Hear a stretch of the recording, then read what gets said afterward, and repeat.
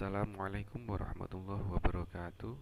Perkenalkan, nama saya Misbahuddin dari Fakultas Ekonomi Prodi Manajemen. Baiklah, di sini saya akan menerangkan pentingnya menjaga prokes atau menjalankan prokes dan vaksinasi. Meski sudah lebih dari 1 tahun, pandemi COVID virus corona masih terus menyerang penduduk dunia tanpa henti. Di Indonesia, angka kasus positif virus corona sudah di atas 1,5 juta jiwa. Kabar baiknya, sekitar lebih dari 1,3 juta orang berhasil pulih dari serangan virus SARS-CoV penyebab COVID-19. Mengalahkan penyebaran dan penularan virus corona di dunia tidak mudah, namun beragam upaya terus dilakukan para ahli dan penduduk global demi mengakhiri ancaman virus yang terus menyerang bertubi-tubi. Di beberapa negara, termasuk Indonesia, pemerintah membuat pedoman dan protokol kesehatan untuk menghadapi virus corona. Di negara kita, protokol kesehatan ini dikenal dengan sebutan 5M. Sudah tahu apa saja protokol kesehatan 5M untuk membantu pencegahan penularan virus corona? Berikut ini protokol kesehatan 5M tersebut. 1. Mencuci tangan. Rutin mencuci tangan hingga bersih adalah salah satu protokol kesehatan yang cukup efektif untuk mencegah penularan virus corona.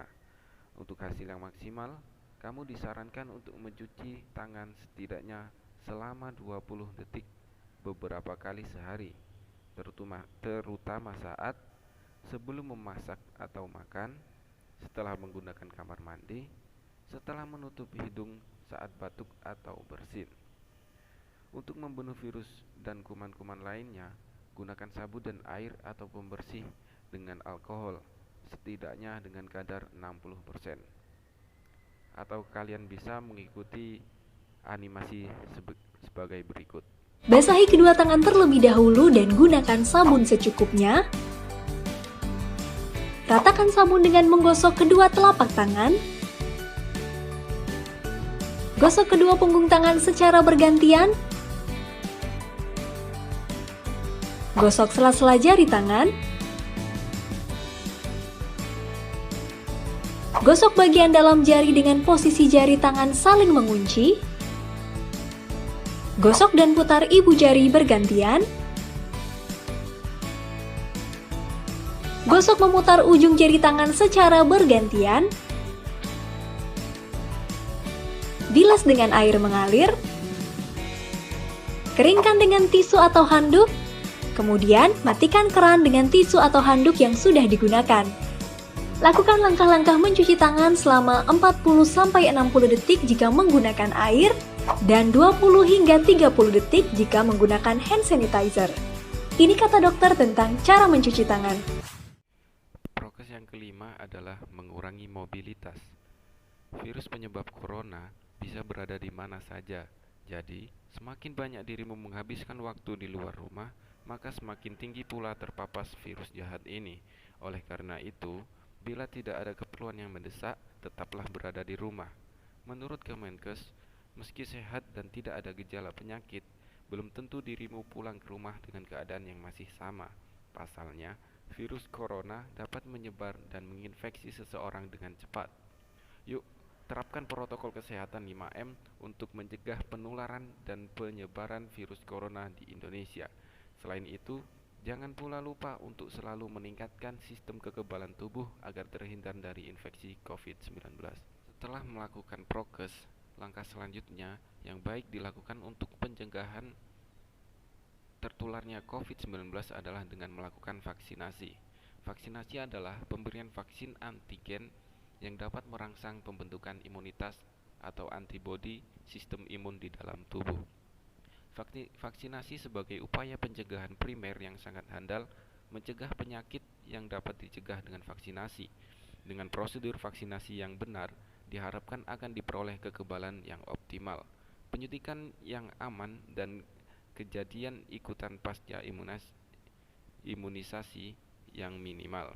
Sebenarnya, sistem kekebalan tubuh terhadap suatu penyakit bisa terbentuk secara alami saat seseorang terinfeksi virus atau bakteri penyebabnya. Namun, Infeksi virus corona memiliki resiko kematian dan daya tular yang sangat tinggi. Oleh karena itu, diperlukan cara lain untuk membentuk sistem kekebalan tubuh, yaitu vaksinasi. Vaksinasi COVID-19 dilakukan setelah kepastian keamanan dan keampuhannya ada, merupakan upaya untuk menurunkan kesakitan dan kematian dan mendorong terbentuknya kekebalan kelompok. Selain itu, vaksinasi COVID-19 bertujuan untuk melindungi dan memperkuat sistem kesehatan secara menyeluruh, juga menjaga produktivitas dan mengurangi dampak sosial dan ekonomi masyarakat.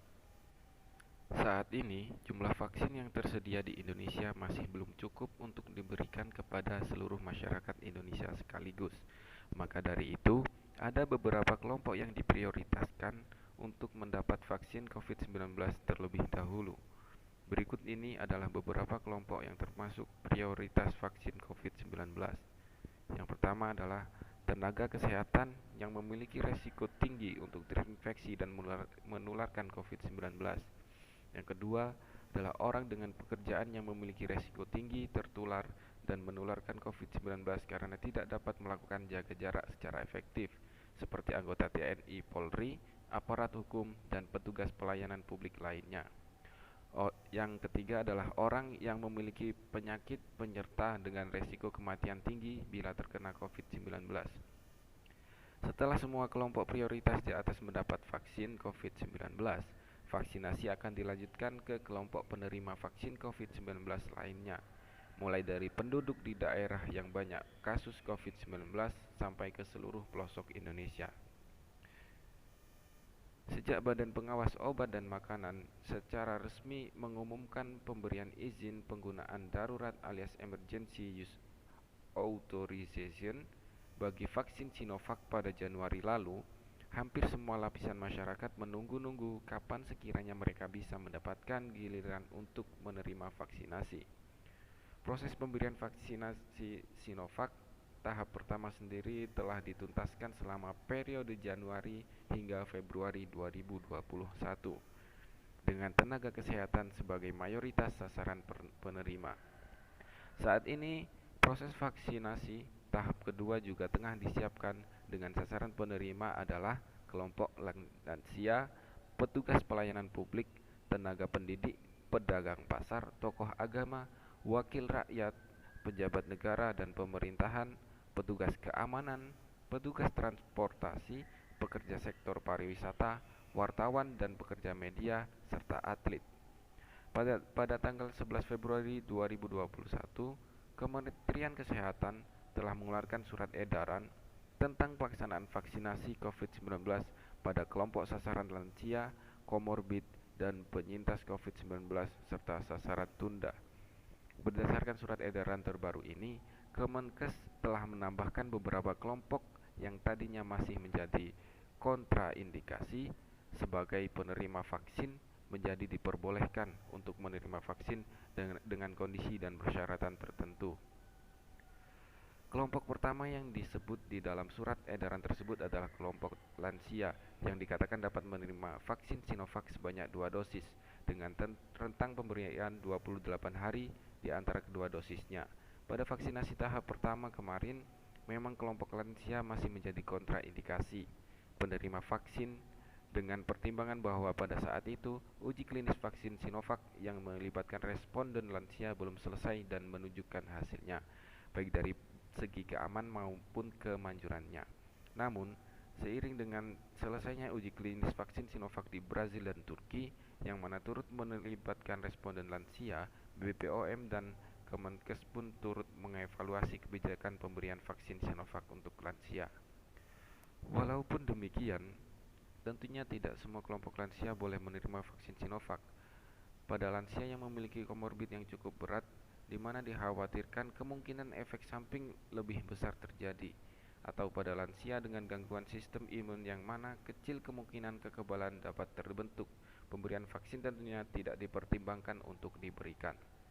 Oleh karena itu, sebelum pemberian vaksin, hendaknya lansia melakukan pemeriksaan kesehatan terlebih dahulu untuk menentukan kelayakan mereka untuk menerima vaksin.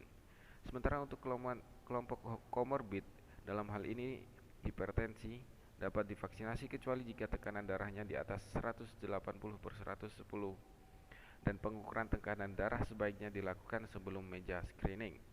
Bagi sekelompok komorbid dengan diabetes dapat divaksinasi sepanjang belum ada komplikasi akut. Bagi kelompok komorbid penyintas kanker dapat tetap diberikan vaksin. Selain itu, penyintas COVID-19 dapat divaksinasi jika sudah lebih dari 3 bulan. Begitupun ibu menyusui dapat juga diberikan vaksinasi. Seluruh pos pelayanan vaksinasi harus dilengkapi kit anafilaksis dan berada di bawah tanggung jawab puskesmas atau rumah sakit. Selanjutnya, untuk kelompok sasaran tunda akan diberikan informasi agar datang kembali ke fasilitas pelayanan kesehatan untuk memperoleh vaksinasi COVID-19.